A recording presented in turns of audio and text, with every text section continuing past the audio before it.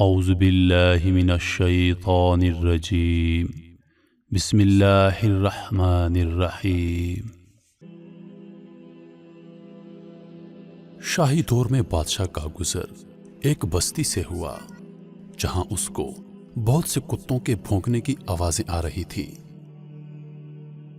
بادشاہ کو بہت سے کتوں کا ایک ساتھ بھونکنا بہت ناگوار گزرا۔ اس نے اپنے وزیر کو دربار میں طلب کیا اور پوچھا کہ یہ کتے ایک ساتھ کیوں بھونک رہے ہیں۔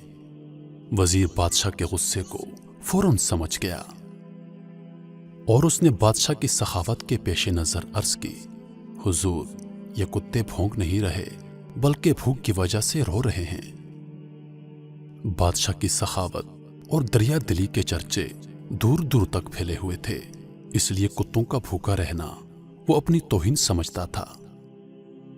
اس نے افسردگی کا اظہار کرتے ہوئے اپنے وزیر کو حکم دیا کہ شہر میں منادی کرا دو کہ تمام لوگ اپنے کتوں کو لے کر شاہی دربار میں آ جائیں، ان کو پیٹ بھر کر کھانا کھلایا جائے گا۔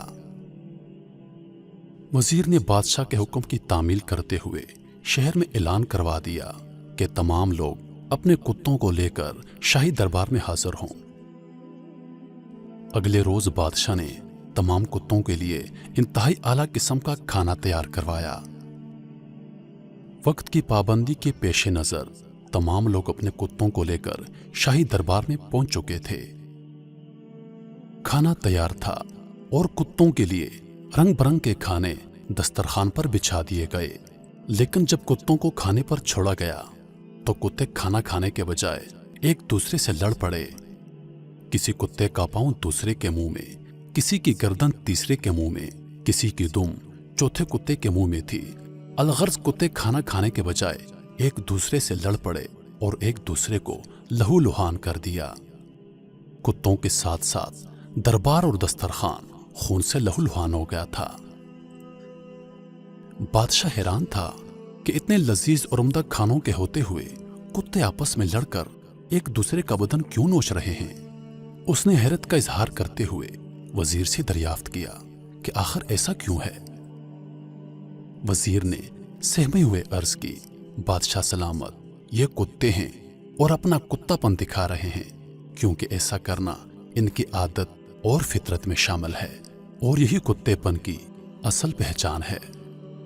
محترم ناظرین، انسان کی جو بری عادات اس کی زندگی کو دیمک کی طرح چاٹ رہی ہیں، ان کی مثال بھی کچھ ایسی ہی ہے۔